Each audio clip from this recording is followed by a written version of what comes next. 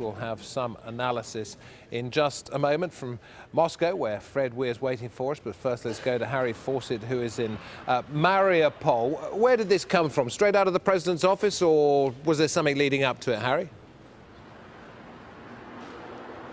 Well, it came out of the president's office. Obviously, there have been talks between Poroshenko and Putin in the past. We did see some changes in the Ukrainian positions, pulling back from some of the heaviest fighting inside Donetsk and Luhansk in recent days. But it still came as a real surprise when this initial statement came out of the president's office this morning, saying that he had reached an agreement on a ceasefire with Vladimir Putin, his Russian opposite number.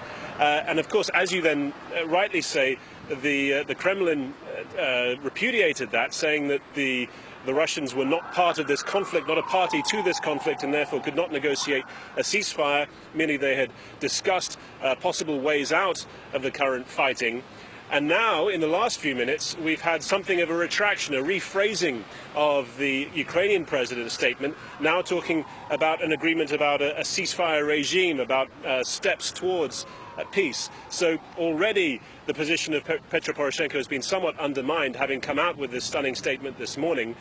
Questions as well as to how his forces are going to react to the idea of a ceasefire along the current lines, where so much Ukrainian territory, it appears, would be ceded if the Ukrainian president really was to agree to a ceasefire as the conflict stands at the moment. Harry, what about those people who are fighting directly the Ukrainian forces, the Russia separatists themselves?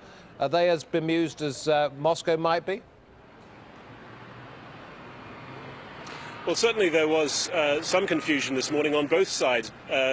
Journalists calling, ourselves included, the DPR, the Donetsk People's Republic, to get their reaction. They hadn't heard about this potential ceasefire.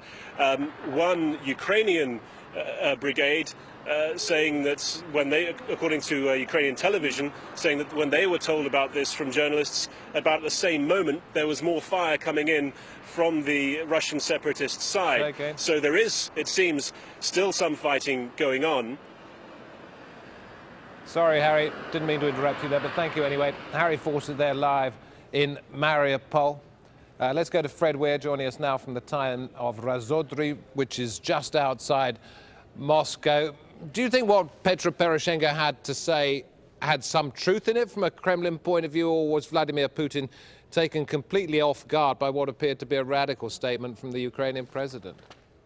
No, I think that there has been a dialogue between the two of them. They had a 2-hour face-to-face meeting in Minsk just over a week ago, and Petro Poroshenko stormed out of that meeting at the end. I mean, we weren't flies on the wall, so we don't know what they said, but most experts here think Putin made him an offer, and he refused it. Then the fighting notched up. The Ukrainian forces were really put on the back foot in a big way there.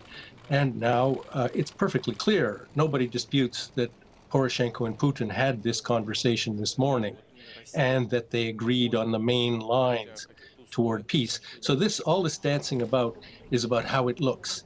Putin doesn't want it to look like he's making a deal on behalf of the rebels. He's maintaining the pose that he's just a concerned bystander to this conflict, not a participant. Poroshenko, of course, would rather make it look like he made a deal with his real enemy, Putin. So they both adjusted their wording, but it's clear that they have got something going. The problem will be to sell it to the forces on both sides now. Does Russia need some kind of deal in Ukraine as much as it would appear that those forces fighting the pro-Russia separatists in that part of the world need one?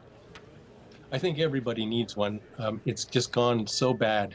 The death toll is probably way higher than the official count. The destruction in the Donbass is appalling. Ukraine's economy is imploding. The Ukrainians definitely need it. And I don't think Putin, I think everything has pointed to his decision, especially over the past few months, that he doesn't want to actually invade, take responsibility for the eastern Ukraine. He doesn't want to annex it. What he wants is some kind of peace deal with Kiev that keeps it out of NATO and keeps it more or And less. perhaps, Freddie, even the suggestion of some kind of rapprochement appears to be affecting the investment market in Moscow and also the currency there for the good. Yeah, the financial circles in this town, I mean, Moscow, have been incredibly nervous in the past few months, and they latch on to just any scrap of good news. And this is a really good sounding piece of news, and that just buoys them. And if this leads to peace, I think that you'll see a substantial recovery in Russian financials.